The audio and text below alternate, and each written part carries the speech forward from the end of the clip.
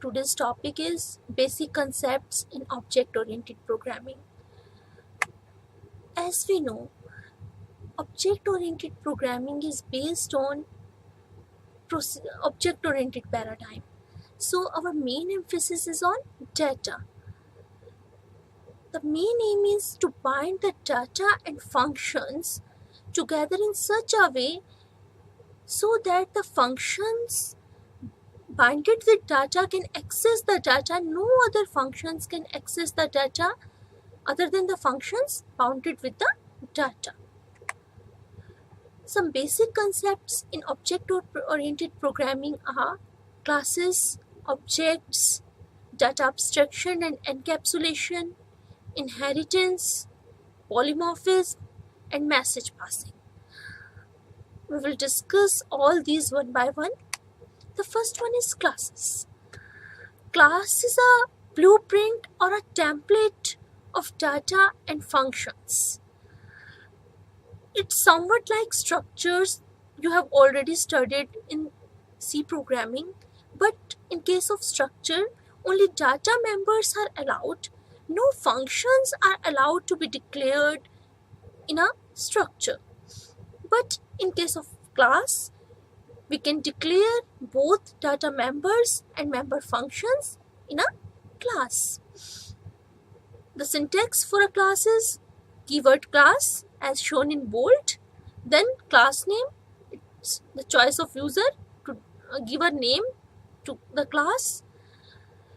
Here private, public and protected written in bold are the specifiers. Specifiers define the visibility of data members and data function and member functions in a class. The private member functions of a class can access the private data members. The private data members of a class can be accessed by the functions of the class. No one other than the class member functions can access the private members of a class, whereas public and protected members can be accessed by some methods we will discuss later. For example, here is a class person having two data member and one member function. Data members are name and ID. Name is of string type and ID is of integer type. One function is get details.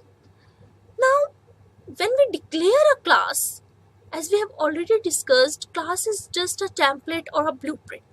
So class doesn't take any space in the memory until we declare the objects of that class. As in structure is just a template until we declare the variables of the structure. Structure doesn't occupy any space in the memory. Here we are declaring the object P1 of class person. The objects we will discuss next. As we know, class is a user-defined data type like structures and unions. But the difference between structure and structure and class is, by default, the variable of class are private. If it doesn't specify any visibility mode, then the variables of class are private, whereas the variables of structure are public. Now the objects. Objects are basic runtime entities in an object-oriented system. Objects are basically instances of a class, whereas class is a template, objects are instances of that class. Here the same example as we discussed previously, we have defined this one. Object P1 of class person.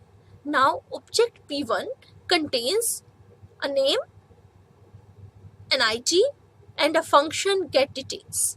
Using the function get details with this object name, we can get the details of name and ID of object P1. When we declare the object of a class, then that object takes space in memory and addresses are also associated with that space. During execution, different objects interact with each other by sending and receiving messages. Each object have some data and simultaneously function or code to manipulate that data. Next is data abstraction and encapsulation. Abstraction basically means hiding the details from the user, just providing the implementation part, how we have to use that particular thing, just providing this information to the user, but hiding how that features are implemented from the user. For example, we have already used printf, scanf functions in C. While using printf function, we just know that we have to give format specifier of the variable to be printed and name of the variable to be printed. For example, if we have to print an integer value on the screen, then we have to write %d in double quotes, then comma, and then name of the variable. If the variable name is x, then x, bracket close, semicolon.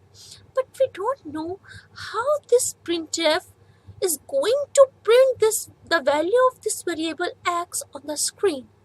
We are hiding the implementation details of printf function from the user and just providing it a layout how to use this printf function.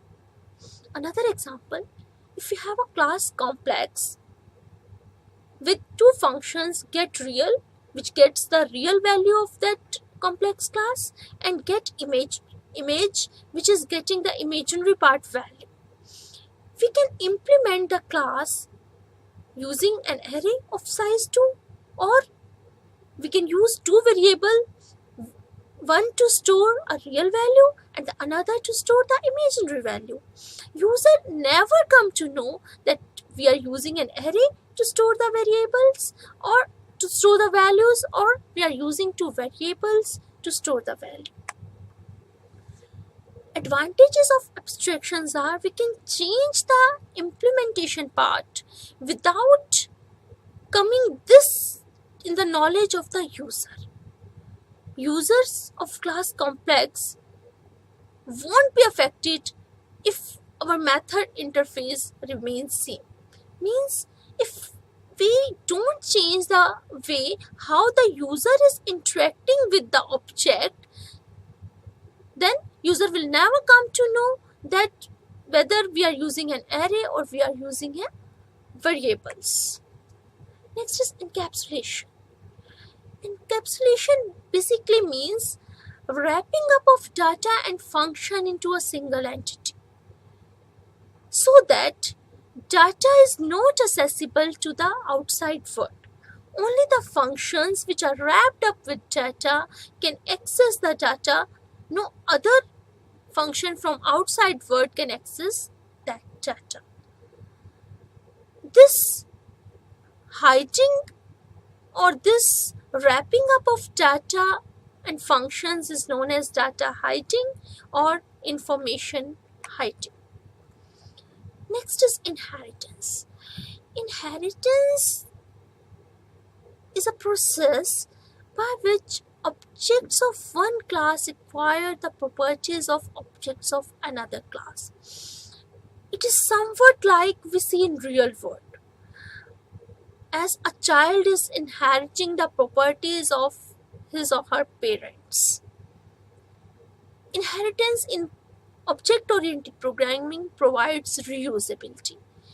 Reusability here means that we can use the features of existing classing and can add additional features to them without modifying them. Next is polymorphism. Polymorphism is basically made up of two Greek words. One is poly, second one is morph. Poly means many, morph means forms. So polymorphism is the ability to take more than one form. If an operation or a function or a operator exhibit different behaviors, then we can say that polymorphism is there. And the behavior, different type of behavior that operation is exhibiting depends upon the type of data we are using in that operation. In C++, polymorphism can be of compile time and runtime. In compile time polymorphism, we cover operator overloading and function overloading. In runtime polymorphism, we will study virtual functions. Operator overloading basically is the process to make an operator exhibit different behavior in different instances. For example, we have operator plus, which we usually use to add two integers or two floats. If we make it capable of adding two complex numbers or to concatenate two strings, then the same operator plus is exhibiting different behavior depending upon the data provided to it. So, it's the concept of operator overloading. Function overloading. Using a single function name to perform different types of tasks. For example, we have a function area, which we can use to calculate the area of a square, area of a triangle, area of a rectangle, depending upon the data we are providing to that function. So we can say that function is overloaded to perform different functions, different tasks, depending upon the data. Next is message passing. As we have already discussed, objects communicate with each other via sending and receiving information.